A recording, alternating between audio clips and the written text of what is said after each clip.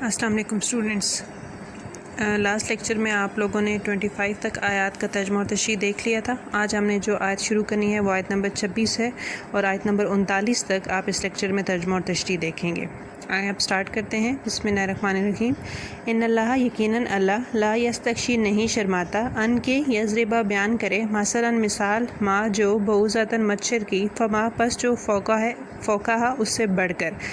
کہتے ہیں یقیناً اللہ نہیں جھجکتا کہ مثال بیان کرے مچھر کی یا اس کی جو حقیر ہونے میں اس سے بھی بڑھ کر ہو۔ فاما تو رہے الذین جو آمنوا وہ ایمان لائے، فیعلمون پس وہ جانتے ہیں انا ہو کہ وہ الحق کا سچ من سے ربہم ان کے رب کی طرف سے۔ اب رہے جو ایمان لائے ہوئے ہیں تو وہ جانتے ہیں کہ یہ ان کے رب کی طرف سے سچ ہے۔ وَأَمَّا الَّذِينَ اور رہے جو کافروا جنہوں نے کفر کیا، فَيَقُولُونَ تو وہ کہتے ہیں، اور رہ گئے وہ جنہوں نے کفر کیا تو وہ کہتے ہیں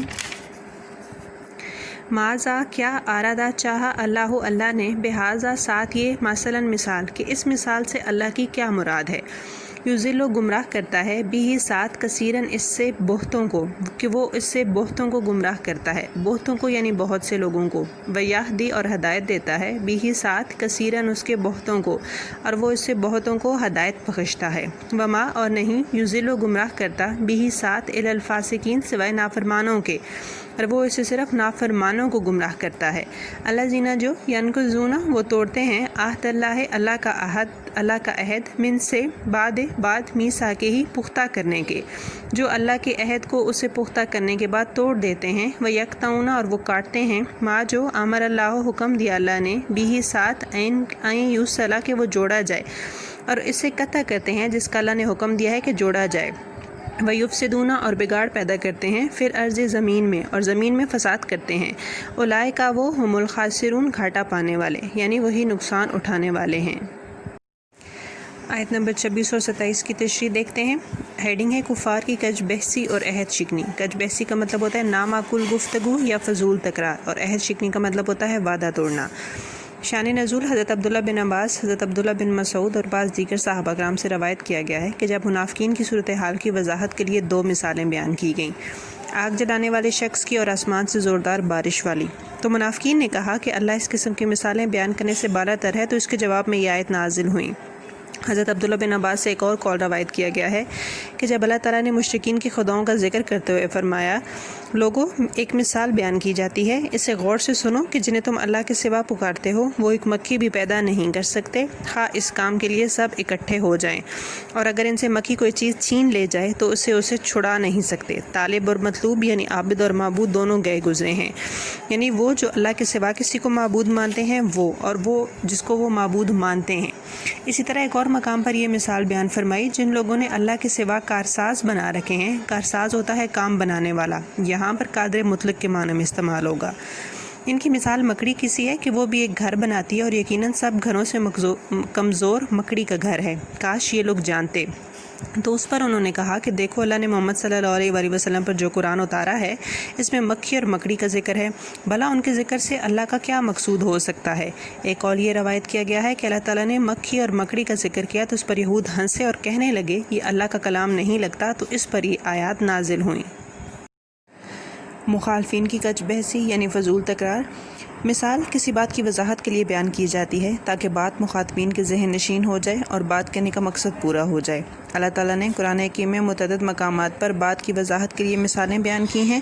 ان مثالوں کو سن کر اہل ایمان جو سلیم الفطرت تھے، سلیم الفطرت یعنی نیک فطرت، اور جن کے دلوں میں فطری تقوی موجود تھا، ان کے مقصد کو سمجھ جاتے اور ان کا ایمان پختہ ہو جاتا۔ لیکن کفار و مشرکین، منافقین اور یہود ان پر اعتراض کرتے کہ اگر یہ اللہ کا کلام ہوتا تو اس میں ایسی چھوٹی چھوٹی اور حقیر چیزوں کی مثالیں بیان نہ کی جاتی۔ یہ محض اعتراض برائے اعتراض تھا۔ ان کے جواب میں اللہ نے فرمایا کہ اللہ مثال بیان کرنے سے نہیں جھجکتا، چاہے وہ بھنگے یا اس سے بھی کمتر چیز کی کیوں نہ ہو۔ بھنگا ہوتا ہے ایک چھوٹا سا کیڑا۔ مقصد تو لوگوں کو ہدایت دینا ہے، لیکن ان سے ہدایت وہی پاتے ہیں جن کے دل نیکی اور بدی میں امتیاز کرنے کی فطری صلاحیت کھو نہیں بیٹھے، اور جن کے دلوں پر گناہوں اور بد اعمالیوں کا زنگ چڑھ چکا ہے۔ ان مثالوں کو سننے سے وہ اور بھی ضد اور ہٹ دھرمی پر آ جاتے ہیں اور ان کی گمراہی اور بڑھ جاتی ہے۔ یہ سب کچھ قوانین فطرت کے تحت ہوتا ہے جو اللہ تعالیٰ کے بنائے ہوئے ہیں۔ یضل بہ کثیرا ویہدی بہ کثیرا سے یہی مراد ہے۔ اس کی وضاحت اگلی عبارت سے ہو جاتی ہے کہ وہ اسے صرف نافرمانوں کو گمراہ کرتا ہے جو اللہ تعالیٰ کی اطاعت سے نکل چکے ہیں۔ فاسقین نافرمانوں کی یہ بدعمالیاں بیان کی ہیں کہ اللہ کا عہد توڑتے ہیں، اسے پختہ کرنے سے مراد اس عہد سے مراد توحید کا اقرار ہے جو فطرت انسانی میں داخل ہے اور جس کا روز میثاق اقرار کرایا گیا تھا۔ روز میثاق یعنی عہد کے روز، یعنی جس دن اللہ تعالیٰ نے تمام روحوں سے وعدہ لیا تھا۔ اللہ تعالیٰ نے فرمایا الستُ بربکم، کیا میں تمہارا رب نہیں ہوں؟ تو سب نے اقرار کیا، قالوا بلی، بولے کیوں نہیں؟ اگر یہ آیات یہود کے اعتراض کے جواب میں نازل ہوئی ہوں اور فاسقین سے مراد وہ ہیں تو ان کی عہد شکنی کا تو قرآن مجید میں بارہا ذکر آیا ہے۔ فاسقین سے مراد ہے جی بد کردار۔ کہتے ہیں وہ شرعی احکام کی کھلی خلاف ورزی کے مرتکب ہوتے رہے ہیں۔ مرتکب یعنی گناہ گار۔ یہود کے انبیاء سے یہ عہد لیا گیا تھا کہ جب محمد صلی اللہ علیہ وآلہ وسلم مبعوث ہوں تو وہ اور ان کے پیروکار آپ صلی اللہ علیہ وآلہ وسلم پر ایمان لائیں گے اور آپ کا اتباع کریں گے۔ اتباع یعنی پیروی۔ لیکن یہود نے اس عہد کو توڑ دیا اور آپ پر ایمان نہیں لائے۔ ایک قول کے مطابق اس سے مراد یہ ہے کہ اللہ تعالیٰ نے اپنے رسولوں کی زبانی اپنی کتابوں میں یہ نصیحت فرمائی تھی کہ وہ اس کے اوامر و نواہی کی پوری پابندی کریں۔ اس نصیحت پر عمل نہ کرنا نقص عہد ہے، یعنی عہد کی خامی۔ وہ اس کو قطع کرتے ہیں جس کو جوڑنے کا اللہ نے حکم دیا ہے۔ اس سے مراد صلہ رحمی کرنا اور قرابتداروں کے حقوق ادا کرنا ہے۔ صلہ رحمی یعنی رشتہ داروں سے اچھا سلوک کرنا، یعنی یہ لوگ قرابتداروں کے حقوق ادا نہیں کرتے۔ ایک قول یہ ہے کہ اس سے مراد قول و عمل کو جوڑنا، یعنی ان میں مطابقت اور ہم آہنگی پیدا کرنا ہے۔ مطابقت یعنی برابری، اس کا اللہ نے حکم دے رکھا ہے، لیکن یہ لوگ جو کہتے ہیں اس پر عمل نہیں کرتے۔ قول و عمل کو ایک دوسرے سے کاٹ دیا۔ ایک قول یہ ہے کہ اس سے مراد تصدیق کو تمام انبیاء سے جوڑنا ہے۔ انہوں نے کہا کہ اس کو یوں توڑ دیا کہ کچھ انبیاء کی تصدیق کر دی اور بعض کی تکذیب کر دی۔ تکذیب کا مطلب ہوتا ہے جھٹلانا۔ یہ بھی کہا گیا کہ یہ اشارہ ہے اللہ کے دین اور اس کی شریعت کو قائم کرنے کی طرف۔ تیسری وجہ ہے وہ زمین میں فساد برپا کرتے ہیں۔ اس سے مراد یہ ہے کہ انسانی معاشرے میں برائیوں کو پھیلاتے اور نیک اعمال اور نیکوکاروں کے راستے میں رکاوٹیں پیدا کرتے ہیں۔ حقوق العباد کو تلف کرتے ہیں۔ تلف کا مطلب ہوتا ہے چھین لینا۔ کمزوروں پر ظلم ڈھالتے ہیں، مجرمانہ سرگرمیاں کرتے ہیں، اور اسی طرح کے دوسرے کام کرتے ہیں جن سے معاشرے میں بگاڑ پیدا ہوتا ہے، یعنی خرابی پیدا ہوتی ہے۔ آخر میں ان لوگوں کے بارے میں فرمایا کہ یہی لوگ نقصان اٹھانے والے ہیں۔ یہ اپنی اخروی زندگی کو جو کہ دائمی زندگی ہے برباد کر رہے ہیں، یعنی ہمیشہ کی زندگی ہے۔ اپنے آپ کو دوزخ کی آگ کا مستحق بنا رہے ہیں۔ دنیا میں بھی ان کا انجام برا ہوتا ہے، آخرکار انہیں اپنے کیے کی سزا مل جاتی ہے۔ ذلت، رسوائی، بربادی ان کا مقدر بنتی ہے۔ کیفا، کیسے، تکفرون، تم انکار کرتے ہو، باللہ، اللہ کا، یعنی تم اللہ سے کیسے انکار کرتے ہو، وکنتم، حالانکہ تم تھے، امواتن، مردے، فاحیاکم، پس زندگی دی تم کو، حالانکہ تم بے جان تھے پھر اس نے تمہیں جان بخشی، ثم پھر یمیتکم، وہ مارے گا تم کو، ثم پھر یحییکم، زندہ کرے گا، یعنی پھر تمہیں موت دے گا پھر تمہیں زندہ کرے گا، ثم تم کو الیہ، اس کی طرف ترجعون، لوٹائے جاؤ گے، یعنی پھر اس کی طرف تم لوٹائے جاؤ گے۔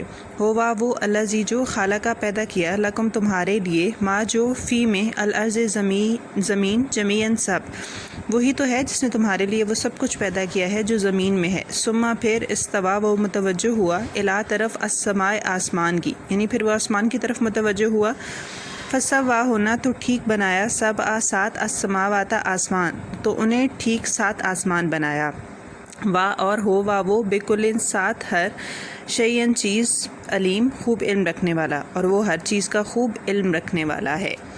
آیت نمبر 28 اور 29 کی تشریح وجود باری تعالیٰ پر دلائل۔ ان آیات مبارکہ میں وجود باری تعالیٰ کے اسبات میں دلائل دیے ہیں۔ اسبات یعنی ثبوت، جن میں سے ایک تو انسان کی بے وقتی کا مطلب ہوتا ہے قدر نہ کرنا، دوسری اس پر اللہ تعالیٰ کا لطف و کرم، اور تیسری دلیل اللہ تعالیٰ کی قدرت کاملہ، یعنی مکمل قدرت ہے۔ کہتے ہیں منکرین سے پوچھا گیا کہ تم کیسے، کیوں کر اور کس حیثیت و حالت میں اللہ سے انکار کرتے ہو۔ اس استفہام میں ایک طرف تو تعجب اور ناپسندیدگی کا مفہوم شامل ہے۔ استفہام کا مطلب ہوتا ہے سوال کرنا، پوچھنا، اور تعجب حیرانگی، اور دوسری طرف یہ ڈانٹ اور ملامت کا مفہوم بھی لیے ہوئے ہے۔ اس کے بعد انہیں ان کی وقت اور حیثیت یاد دلائی گئی ہے جو در حقیقت ہر انسان کی وقت اور حیثیت ہے۔ ارشاد فرمایا، تم اللہ سے کیسے انکار کرتے ہو جبکہ تمہارا حال تو یہ ہے کہ تم بے جان تھے اور اللہ نے تمہیں جان بخشی۔ یہ جو سننے، دیکھنے، بولنے اور سوچنے والا انسان ہے، نہ جانے کتنے مراحل سے گزار کر اللہ تعالیٰ اسے اس حالت میں لایا ہے۔ قرآن حکیم میں ان میں سے بعض مراحل کی طرف اشارے کیے گئے۔ ایک جگہ ارشاد ہے انسان پر زمانے میں ایک ایسا وقت بھی آ چکا ہے کہ وہ کوئی قابل ذکر چیز نہ تھا، اس کے بعد اللہ تعالیٰ تمہیں موت دے گا، پھر دوبارہ زندہ کرے گا، پھر اس کی طرف تم لوٹائے جاؤ گے۔ جس مخلوقات کی اوقات یہ ہو، بھلا اسے زیب دیتا ہے کہ وہ اللہ تعالیٰ سے انکار کرے؟ اللہ نے انسان کو حیات بخش کر یعنی زندگی عطا کر کے یوں ہی پھینک نہیں دیا، بلکہ اس پر مزید احسانات فرمائے۔ اس کے لیے زمین میں زندگی کے وہ تمام سامان اور اسباب پیدا کر دیے جن کی اسے حاجت ہو سکتی ہے۔ حاجت یعنی ضرورت، اس کی ضرورت و احتیاج کی تمام چیزیں مہیا ہیں۔ احتیاج حاجت کی جمع، اور ہر انسان اس امر کا گواہ ہے۔ ایک جگہ فرمایا کہ انسان کی فطرت کی ہر مانگ کو اللہ تعالیٰ نے پورا کیا ہے۔ ارشاد ہے اور جو کچھ تم لوگوں نے مانگا اس نے وہ سب تم کو عطا کیا، اور اگر اللہ کی نعمتیں گننے لگو تو انہیں شمار نہ کر سکو گے۔ زمین کے اندر جو کچھ ہے وہ پیدا کیا، پھر وہ آسمان کی طرف متوجہ ہوا اور انہیں درست طور پر 7 آسمان بنایا۔ ایسی قادر مطلق ہستی کا کیسے انکار کیا جا سکتا ہے؟ قرآن حکیم میں زمین اور آسمان کی تخلیق کا ذکر متعدد مقامات پر آیا ہے۔ ایسی تمام آیات کو ملحوظ رکھ کر یہ نتیجہ اخذ ہوتا ہے، ملحوظ رکھ کر یعنی سامنے رکھ کر، کہ اللہ تعالیٰ کا عرش پانی پر تھا، اس نے پہلے آسمان کا دھواں پیدا کیا، پھر زمین کو پیدا کیا، پھر آسمان کی طرف متوجہ ہوا جو کہ دھواں تھا تو اسے درست کیا، پھر اس کے بعد زمین کو پھیلا دیا، آسمان کی طرح زمینیں بھی 7 بنائیں۔ اللہ تعالیٰ نے ساری کائنات تخلیق کی اور وہ ہر چیز کا خوب علم رکھنے والا ہے۔ اللہ تعالیٰ سے جو ایسا خالق ہے، ایسا مہربان رب ہے اور ایسا علیم ہے، کیوں کر انکار کیا جا سکتا ہے؟ وَإِذْ اور جب کالا کہا ربو کا تیرے رب نے للملائکات فرشتوں سے انی یقیناً جاعل بنانے والا ہوں فی الارض زمین میں خلیفتاً خلیفہ یا نائب۔ اور جب تیرے رب نے فرشتوں سے کہا یقیناً میں زمین میں خلیفہ بنانے والا ہوں، قالو وہ بولے اتجعل کیا تو بنائے گا فیہا اس میں من جو یفسد و فساد کرے گا، فیہا اس میں و یفسق اور بہائے گا الدماء خون، و نحن اور ہم نسبح تسبیح کرتے ہیں بحمدک حمد کے ساتھ تیری، و نقدس اور ہم تیری تقدیس کرتے ہیں لکا تیرے لیے، قالا کہا انی یقیناً اعلم میں جانتا ہوں ما لا تعلمون جو تم نہیں جانتے۔ وہ بولے کیا تو اس میں بنائے گا اسے جو اس میں فساد کرے گا اور خون بہائے گا، اور ہم تیری حمد کے ساتھ تسبیح کرتے ہیں اور تیری تقدیس کرتے ہیں۔ فرمایا یقیناً میں جانتا ہوں جو تم نہیں جانتے۔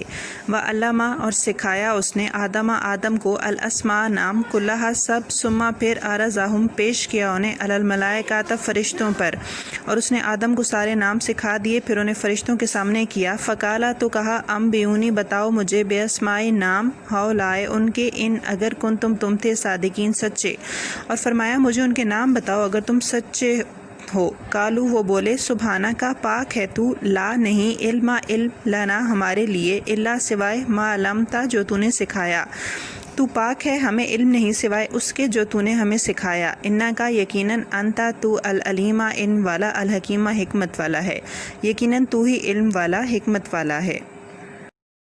کالا کہا آدمو اے آدم انبئہم بتاؤ انہیں باسمائہم نام ان کے، فرمایا اے آدم انہیں ان کے نام بتا۔ فلما تو جب انبأہم اس نے بتائے انہیں باسمائہم نام ان کے، تو جب اس نے انہیں ان کے نام بتائے، کالا کہا علم کیا نہیں، اقل کہا لکم تمہارے لیے یا میں نے تمہیں، انی یقیناً اعلم جانتا ہوں غیب السماوات آسمانوں کا غیب، والارض اور زمین کا، واعلم اور میں جانتا ہوں ما جو تبدون تم ظاہر کرتے ہو، وما اور جو کن تم تکتمون تم چھپاتے ہو۔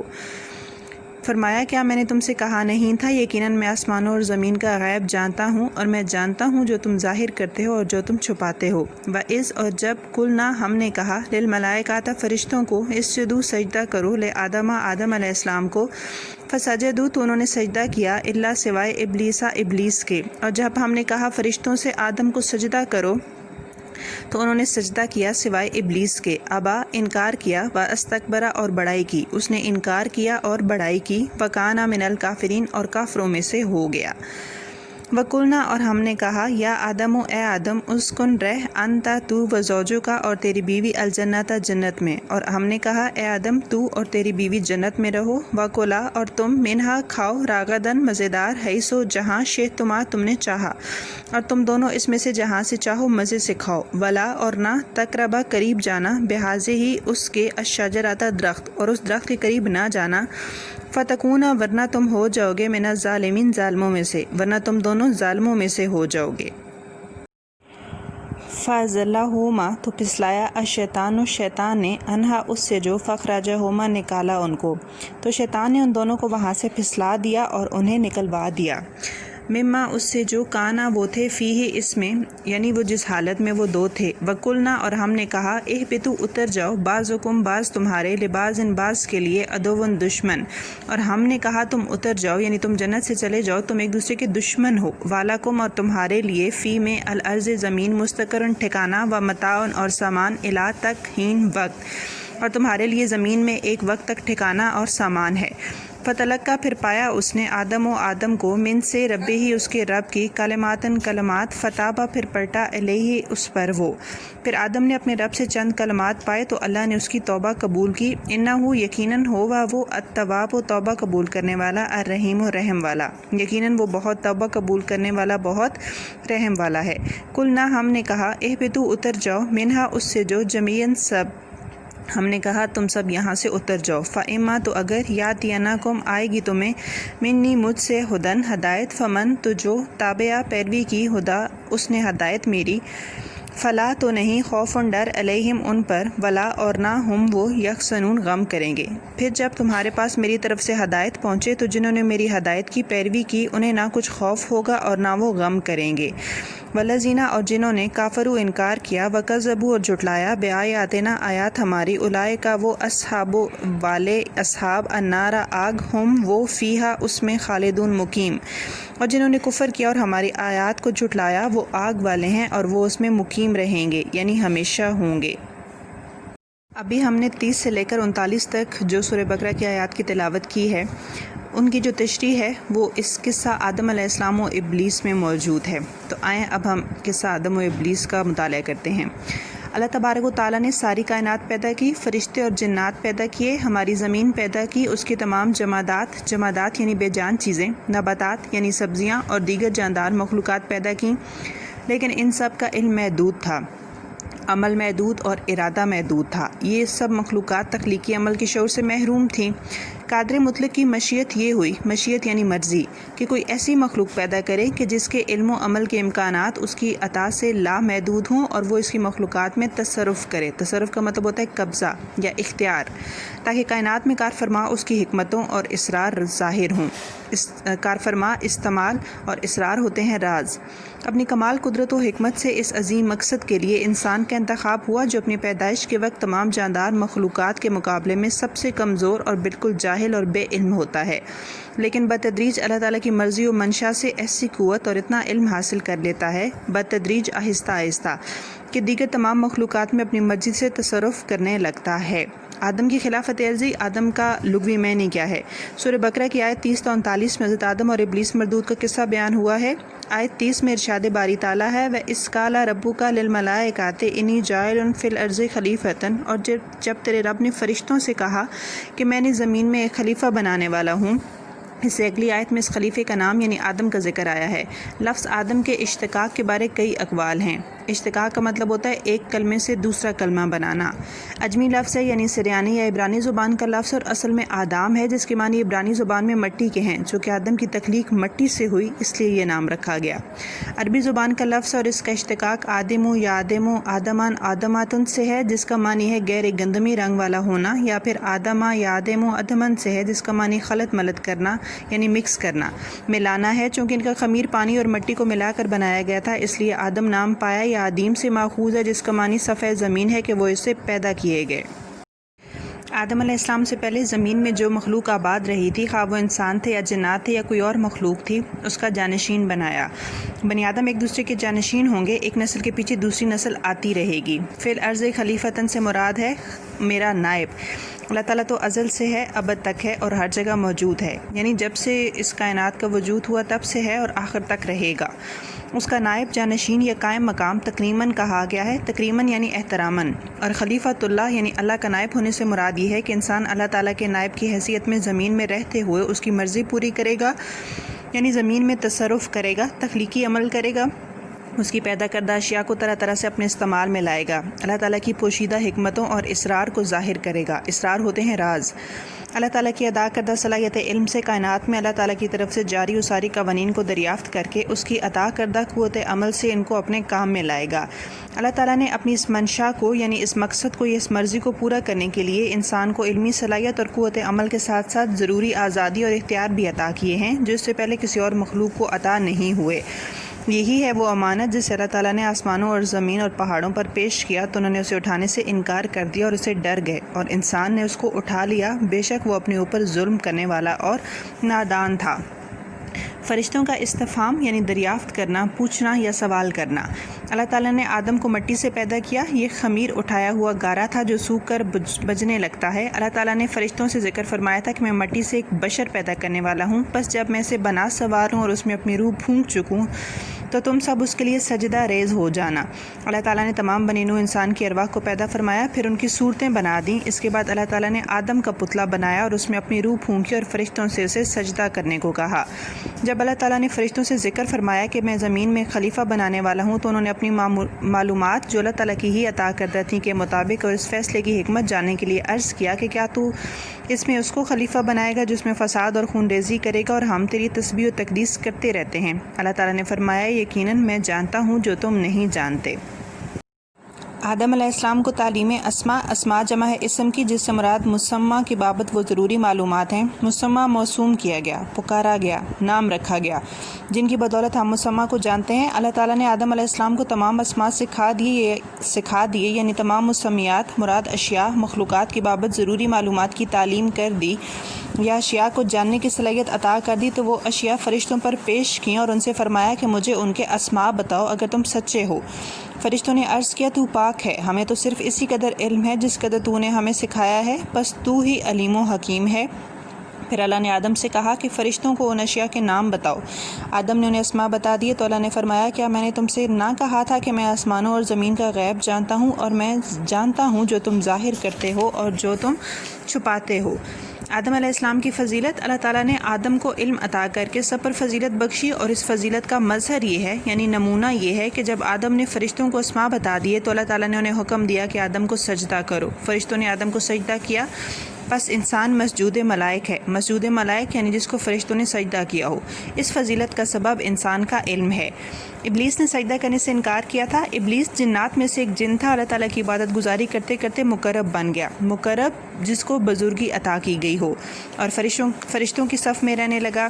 اس نے کبر و غرور کی وجہ سے سجدہ کرنے سے انکار کر دیا۔ کبر و غرور یعنی فخر و غرور کی وجہ سے، اور ہزاروں برس کی عبادت اور تقرب ضائع کر بیٹھا۔ چونکہ اس نے اللہ کا حکم ماننے سے انکار کیا اس لیے کافروں میں سے ہو گیا۔